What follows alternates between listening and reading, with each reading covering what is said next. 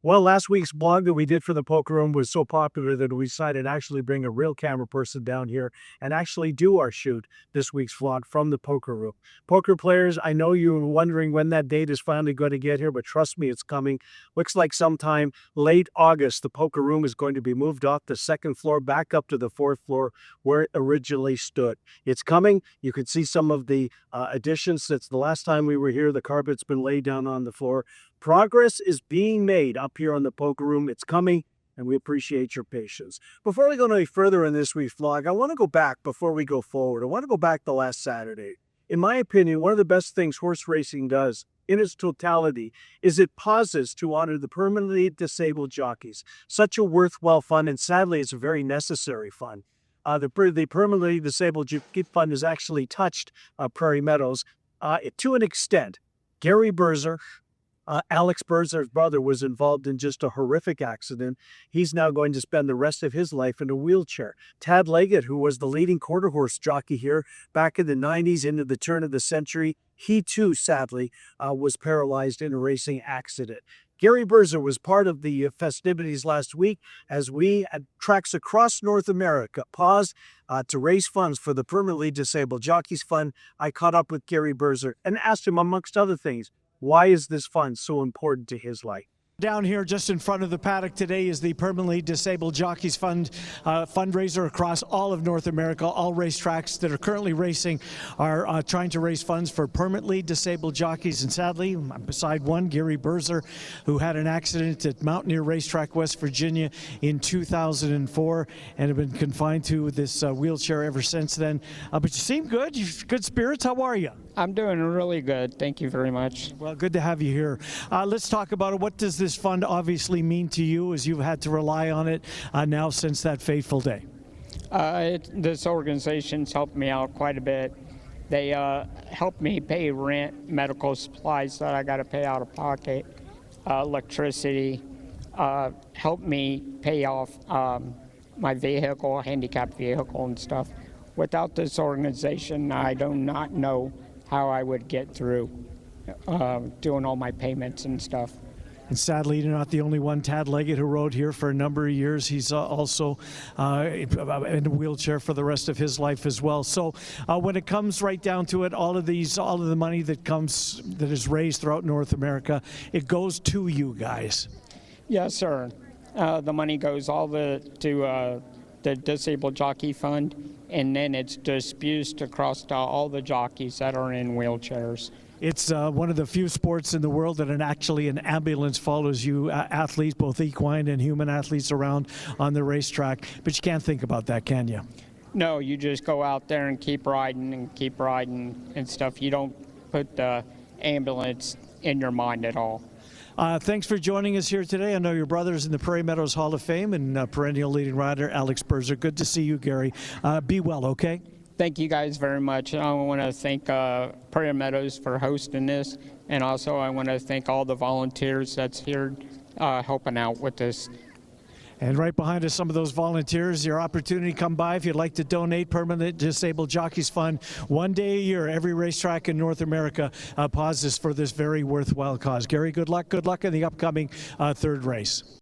Again, our thanks to Gary Birzer. You know, just because the Permanently Disabled Jockeys Fund day is behind us, that doesn't mean that you cannot still donate to this worthy cause. Permanently Disabled Jockeys Fund, you'll be able to find out all the information if you're so inclined. Perhaps make a small donation or whatever donation. All the money goes to very worthwhile causes. Well, let's move forward to this week. We got a couple of stakes races coming up. The Cyclones and the Hawkeyes. First of all, the Hawkeye stake is going to be run on Friday. The Cyclones will follow on Saturday night. The Hawkeyes for the girls.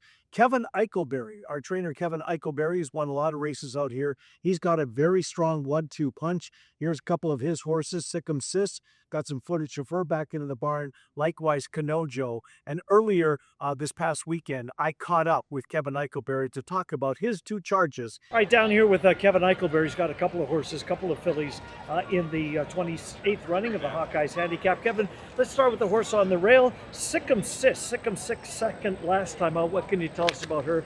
How's she been since we've seen her last? Very good. This filly last time was the first time going around the ground.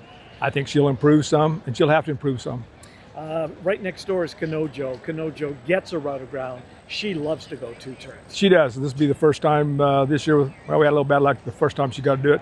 But hopefully this time everything turns out good, and she really wants to run a route of ground. I'm guessing that you're anxious to get her back in the winner's circle after all those wins last year. I am. You know, she's got a little tough luck, but lost by a neck and I think by a head, but the two trips. So this time we're expecting a win and or at least run very well. All right, from the Hawkeye Stakes on Saturday, now it's time for the boys on Sunday. The Cyclone Stakes will be the 8th race on our 9-race card on Saturday night, and there is an overwhelming favorite in this race. Just like Kanojo's had some unfortunate luck for her 2026 season, in a lot of ways, Jack's Time has as well. This is a win machine. This is an unbelievable, a talented Iowa bred, in my opinion. He's facing somewhat of a short field, but here's Jack's Time kind of frolicking in his stable, getting ready to run next Saturday night in what promises to be a 6-horse field. This coming week stakes action, Friday night, the Hawkeyes for Iowa bred older fillies, and then Saturday, the Colts, the boys, get their opportunity in the Cyclone Stakes. And while we're mentioning horse racing and some of the perks that can go along with it, we highly encourage you, if you haven't already done so, to take a couple of moments and join the Prairie Gold Rewards Club. It's an easy way to accumulate points. It also affords you an opportunity. For instance, on Saturday nights, we have our In the Money promotion. All you have to do, well, easier said than done, is pick a horse in every race that's going to finish in the money. If you're the only one to do this, well, this coming week, the prize is going to be $900. If there's 2 of you that hit it, of course, you'll split the $900, $450 apiece. That's only open to Prairie Gold Reward members. Stop by, get one of these pamphlets that tells you all about it. Slot players do it, card players do it. I'm not sure why horse players don't take advantage of this as well.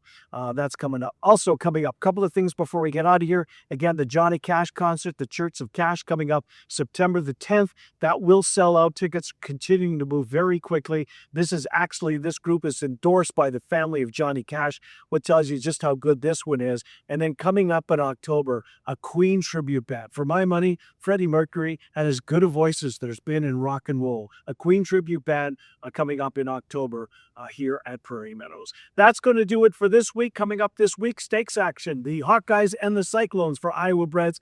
Thanks for taking time to view this week's WOD, and we'll see you at the races.